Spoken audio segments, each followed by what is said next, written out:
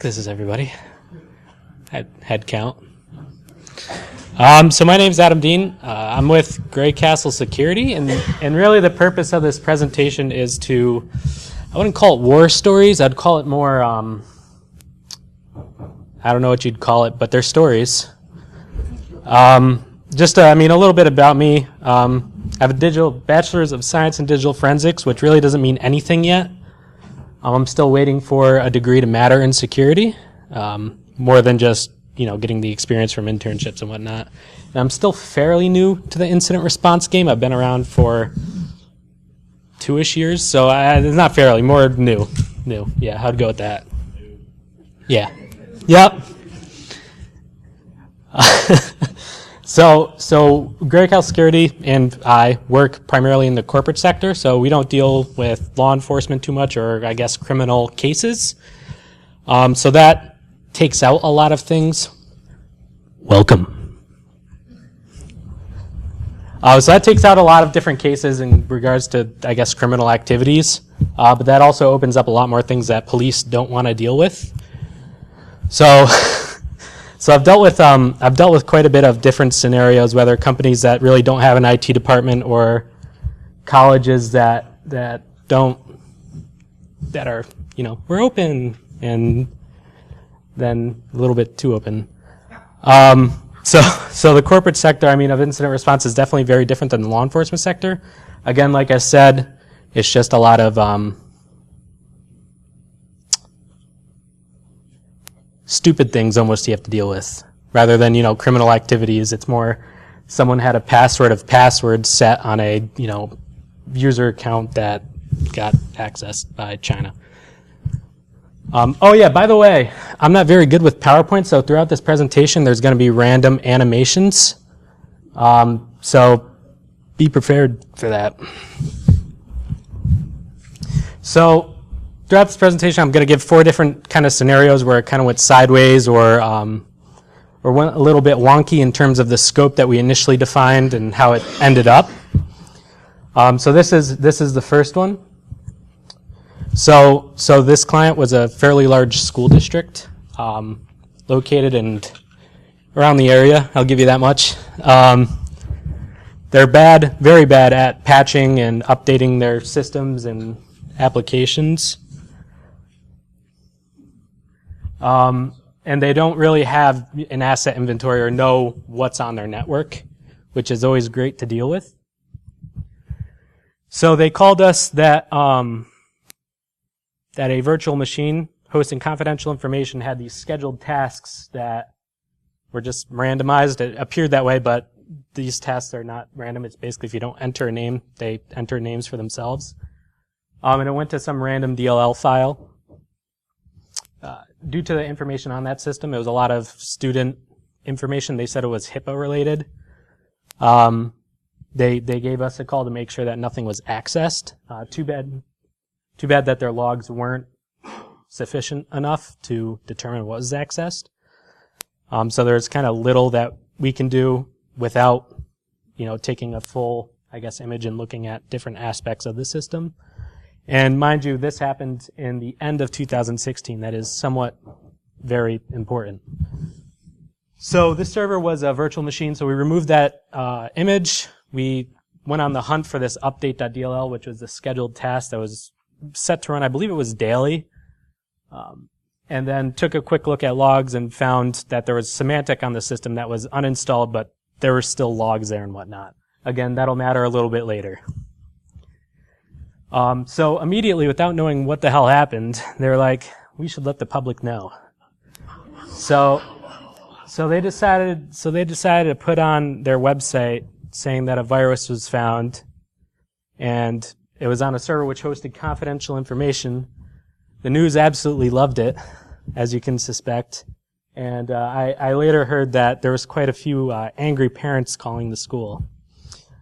So the truth of the matter was nothing was found on the system. The DLL doesn't exist on the system, and the tasks appear to be older in nature. So what happened was Symantec detected this update DLL as Quackbot back in 2011, and it removed it. It kept the tasks there because they weren't inherently malicious. So it never removed those tasks. And when they were finally able to patch 5 years later, they found those tasks. So they basically told the public something that didn't happen 5 years ago. Clearly they were following their incident response plan. Come on. They don't have an incident response plan. So going on to incident number 2, the Romanian hackers. This is definitely top 2 of mine. You'll get to top 1 later. So just a little bit about the client. Very small healthcare clinic out in the West Coast. They're not very tech savvy. The owners didn't want to go to computers at all because they thought they were like the devil or something. Yeah, exactly. And they don't really know much about HIPAA, which is great for a healthcare clinic. So the initial contact. So they call us saying so a patient was able to Google her name and find her medical records through Google, which is a great thing to look for if you're looking to get health work done. The IT vendor found that the FTP server was basically allowing anonymous access and identified a whole 7 records, which was, accessible from the internet. Keynote there, 500 is kind of the magical number through HIPAA. If you're over 500, it's considered a OCR breach or whatever you'd call it. That's just on the HIPAA level. State level, that's still a breach. But kind of 500 is a magical number. And especially if it's over 500, there are certain rules that you have to abide by, being a healthcare entity. I forgot the name. Such as you have to report the breach within 15 days. You have to put notices on your website in case you can't find everybody that is affected. And you have to let OCR know, which is very fun. And they kind of made this statement that if you have a breach over 500 people, you are going to be audited. Regardless, doesn't matter. Right now. So they don't know what an IR plan is. They actually did do a risk assessment. It was kind of one of those ones that you fill out online. You're like, do we have this? Yes, I'm secure. It was kind of one of those. And they really haven't done anything to prepare for information security incident. So we came in, we immediately requested logs from the FTP server because I didn't believe this IT vendor, to be completely honest. Just because why would only 7 be accessed and not the whole bunch of them? So the next day, an email from Johnny, who's a good friend now. So he emailed the owner of the organization, and he said he downloaded the entire FTP server. He made it some local repository, and he wants $50,000 for handling HIPAA data, which to me is like, I want $50,000 because I stole data from you. He claimed that a Romanian hacker forum knew about the FTP server, and they had the best hacker in the world. It was a tremendous hacker. So Johnny, being the awesome hacker that he is, emailed the owner from the organization that he works at, their IP address, and their domain. The FBI kind of got involved at this point and really, really enjoyed Johnny. So Johnny was found to have downloaded over 1,500 records from the FTP service. So out of 1 in a million shot, I didn't expect anybody to actually be this stupid. I pinged the domain and looked for that IP in the logs, and there was just a bunch of logs. So that kind of tells me that it was probably Johnny. Johnny likes sending strongly worded emails, and the lawyer that was working with them said it could qualify as extortion. I don't know what came of that. Johnny claimed to know the IT vendor and the patient, which is always good. And he's not very good at hide and go seek, as I said before. Pretty quickly, he's one of those names that had like a not very common last name. You could just Google him, and it just came up. There's a social security number. So I decided, for my own entertainment, to graph the access, I guess, I forgot what it is. I think it's sent is considered you download an FTP document. I decided to graph those based on date. There it is. You like my animation? So over there, that's where Johnny accessed. So basically, you could just see that he accessed all the documents. That's all that is. So through log analysis, it was accessible from the internet from 2013 to 2016. All documents within were accessed by Johnny, and this was towards the end of 2016. The FTP, sort of these, I'm sure you've seen them before, where like these services will crawl FTP servers and then they'll put it on their own website and HTTP. So then that's how they become Googleable. And the documents just kind of had incremental names, and it was a scanner, so it just kept adding. And they were basically just images, the documents were. So you may be asking yourself, how did this patient Google herself? It's a good question. Just hang on. So 7 records turned into 1,500. There were 1,200 unique people.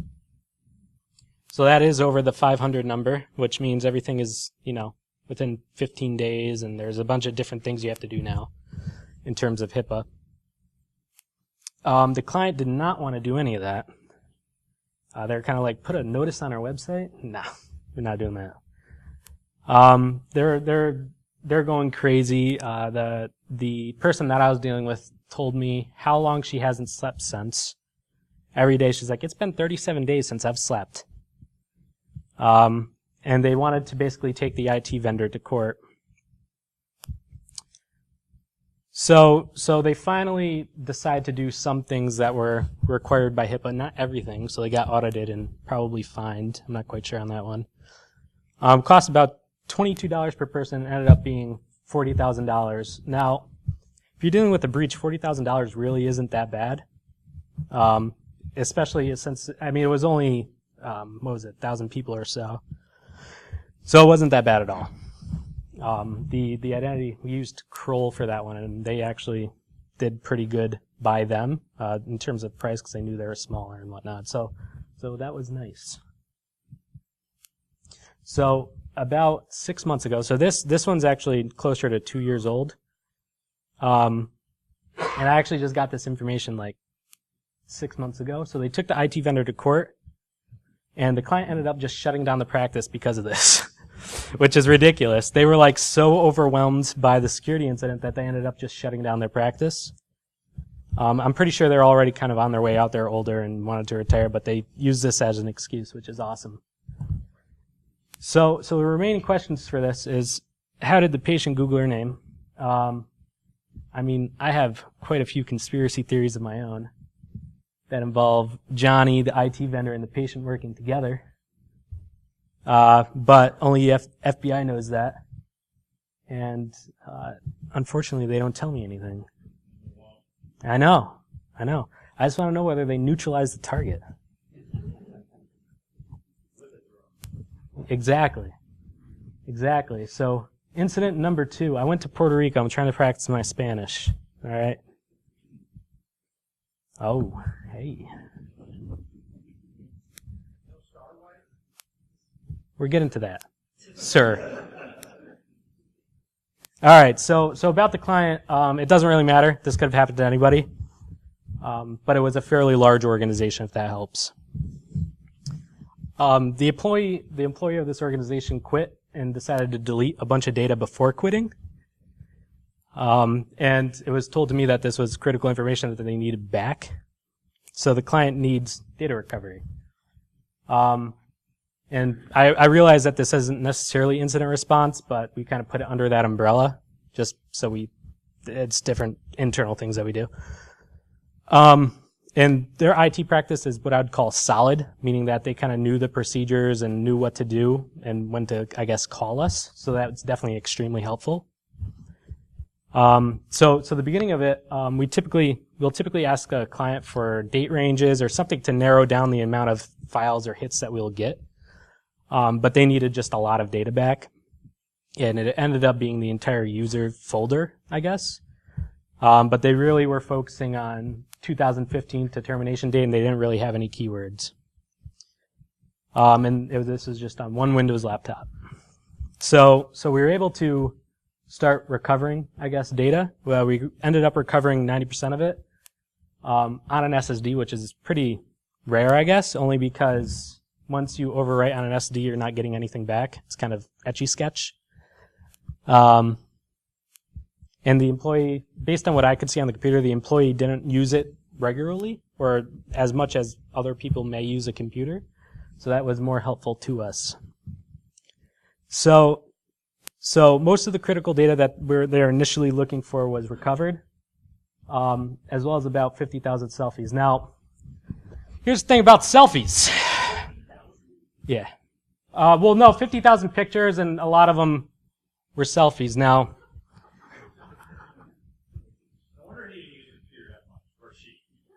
yeah,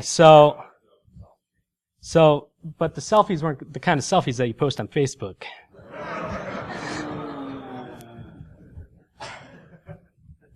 There were probably a couple thousand actual selfies out of that 50,000, but there's a lot of pictures that I had to go digging through, which was fantastic.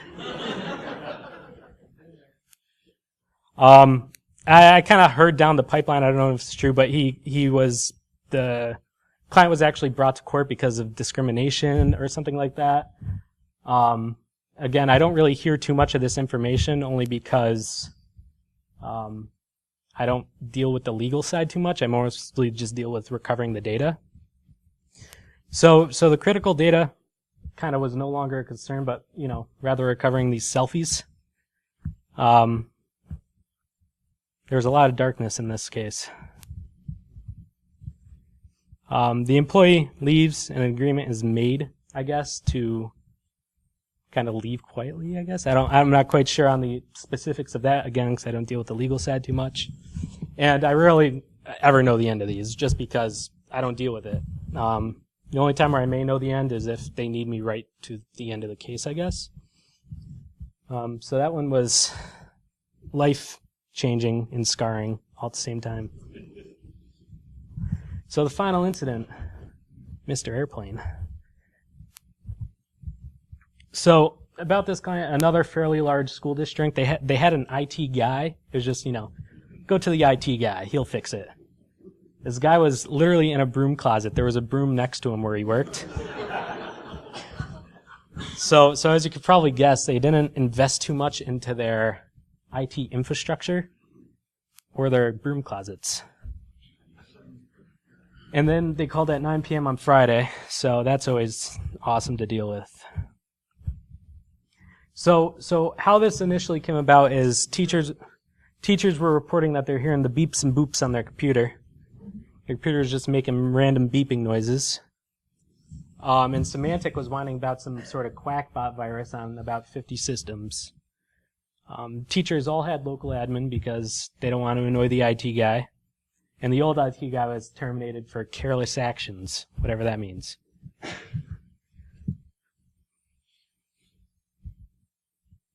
So just a tiny little bit about Quackbot. It's a worm that tries to exploit vulnerabilities. It'll try to brute force passwords to spread across the network. And it'll try to deploy itself from anywhere it can get access to. That's just a little bit important for later. And it will deploy itself from multiple points. So basically what I did, because I didn't want to deal with this on a Friday at 9 p.m., I just reimaged a new computer using only local admin accounts. And didn't find an infection, which is good. It's a good start. Connected to a domain, didn't find an infection. Connected it to all the file servers and everything that needed no infection. Connected it to the antivirus server, and magically a detection for Quackbot appeared. So later on I actually verified those, I guess, results, because that's a little bit of a sketchy way of doing it. So they have a managed Symantec server which pushes out the product updates and definitions.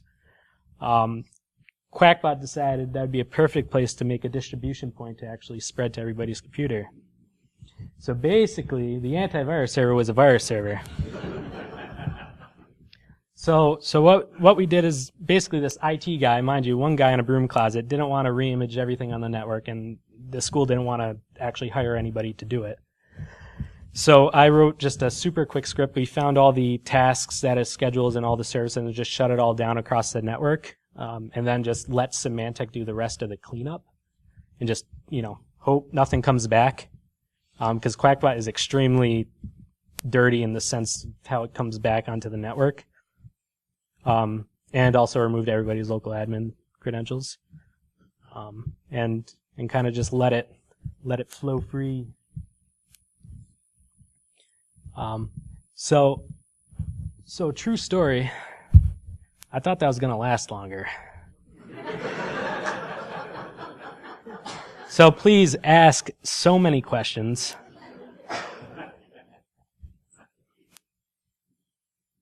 Yes, thank you.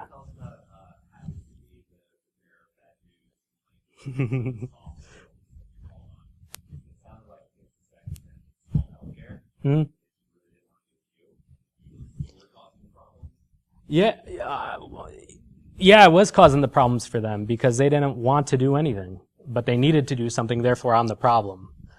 So basically, and I was working with a lawyer on this to actually tell them what they need to do, or else they could get fined ridiculous amounts of money.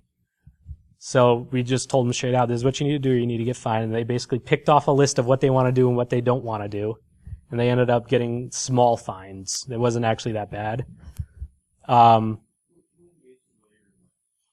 So when this first came up, we knew that there was a breach. Anytime Greycastle knows, I'm not a lawyer, so anytime Greycastle knows that there's a breach occurring, we initiate kind of our legal partners. And it actually changes. Yeah, I call them, yeah. And basically how it works is we're the lawyer's client, and our client is also the lawyer's client. So there's some sort of privilege there. So it's kind of like a triangle, I guess. So we'll just, we do it that way. But until there is a breach, we most likely will not, or unless there's not a high chance of there being a data breach, we sometimes won't engage a lawyer, only because, it costs money. And especially for smaller companies, it's money that they can't really afford.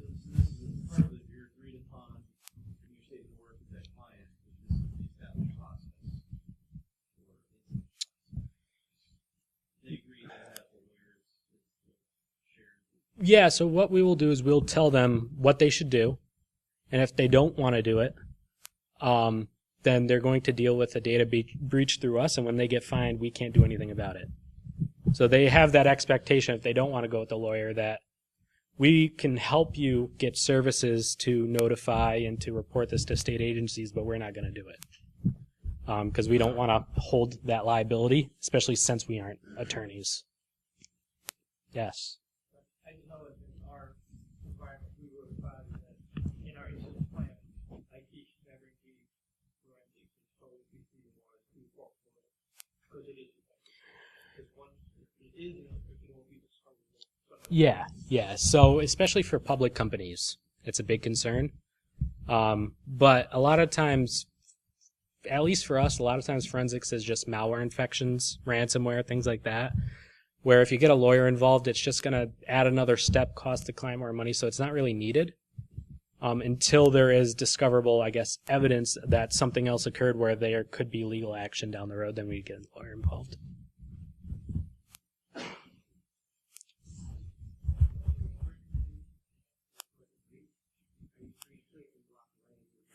No, we'll stick around for a while. So if they need to report a breach, we will typically draft a letter for them, for instance, send it off to the attorney for the attorney to review, make sure that everything's kind of all clear, and then we'll kind of set them up with, we don't do identity theft protection or anything like that, so if they want to go down that route, I believe with HIPAA you have to, so if they want to go down that road, we'll set them up with a service that provides it, like Kroll or All Clear or other identity theft protection agencies, and just make sure that, the incident which caused this data breach to occur is stopped and is contained, eradicated, and recovered from.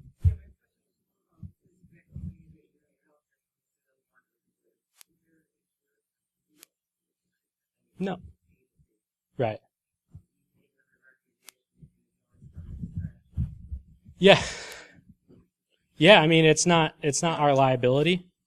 if they don't, it's not our data breach, it's theirs. So we're helping them kind of perform the best practices of dealing with it, I guess.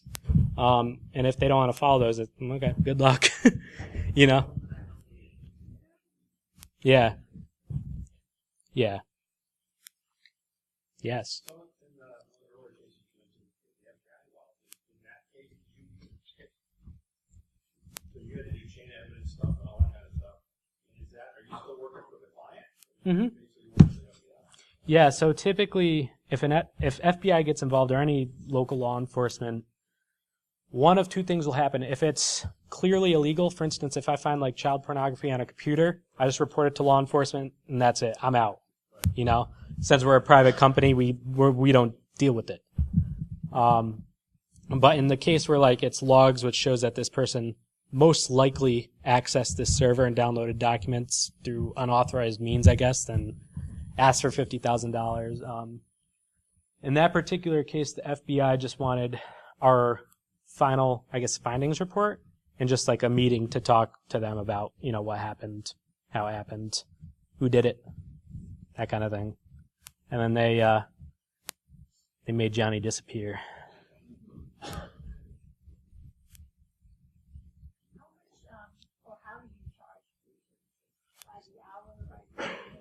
Yeah, so we charge for incident response, we charge hourly. And the reason for that is because in these cases, we get in thinking it's one thing and it's a completely, like we'll assume it's one thing and then we'll find out it's completely different. So if we did it, you know, just blocks of price, I guess, we need a lot of different paperwork in place and change orders and things like that. As a consulting company, it's very difficult to do, so we just do kind of hourly, I guess. Most of the time, we're kind of on the ball in terms of how many hours a client should get and how much we spend. I don't know, so I'm going to say no. Yes.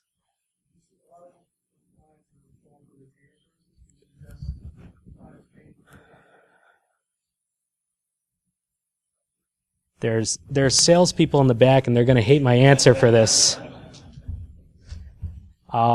Unless it ends up being cheaper for the organization to pay for retainer. So if they just have a strict budget, I want this much for IR this year, massive company, they don't really care where their money goes, they just want it, you know, laid out, then a retainer might be more useful.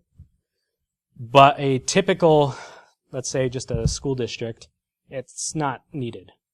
Our retainer services tend to be cheaper than, you know, hourly, but what if you never get an incident, you know? So it could just be a complete waste of money. In my opinion, you know, the proactive things you should do in incident response is more developing a plan, testing it, making sure that your users know when to report something odd going on, you know, doing awareness, things like that, rather than just being prepared for the worst.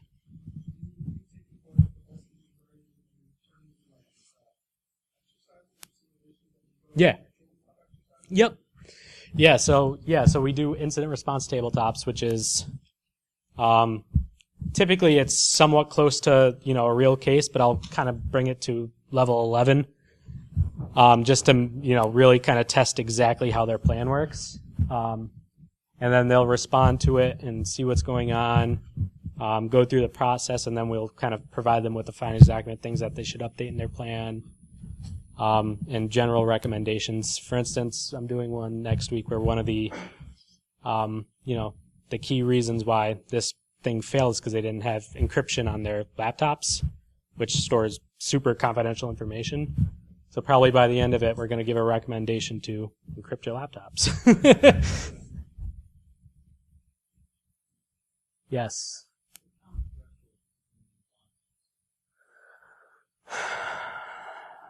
It's a really good question. Well, obviously anything that's clearly illegal, we'll bring law enforcement, obviously. If it's something massive, the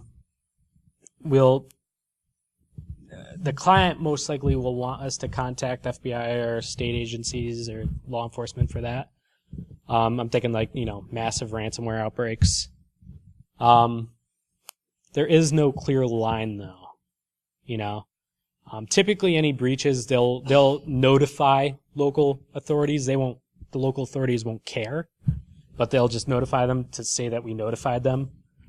But generally, law enforcement only cares enough to like respond to something if there's something clearly illegal going on, and you know who the clearly illegal, person is. Yes. Yeah. Was it just one? First of all, was it just one person selfies, or was it like a group? Define one person. Okay, the main person that was involved. The owner of the computer was in all the pictures. Okay. I cannot say for certain that he was the only person in those pictures. No, but it was more like misuse of public property, nothing illegal, Yes. right? Correct. Yeah. Yeah, nothing illegal. Just very immoral. I'll put it that way. There's a lot of chains and oof. You're bringing back bad memories. So prison don't see a reward. Yeah. I guess. It just isn't right.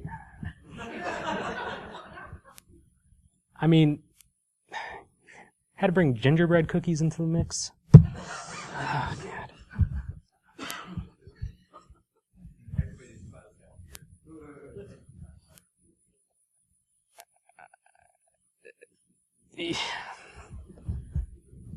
You'd have to go Googling really hard to find pictures like that. Not illegal. Just very odd. Should be illegal. Not illegal. Yes.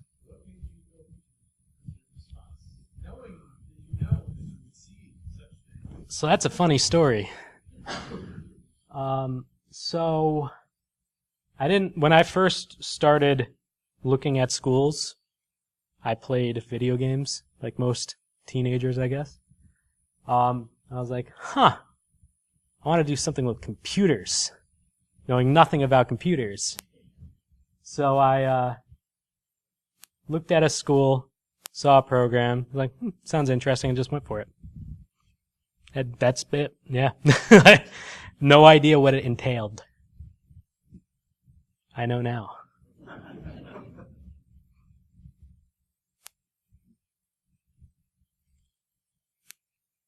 Oh, holy crap. That was really quick.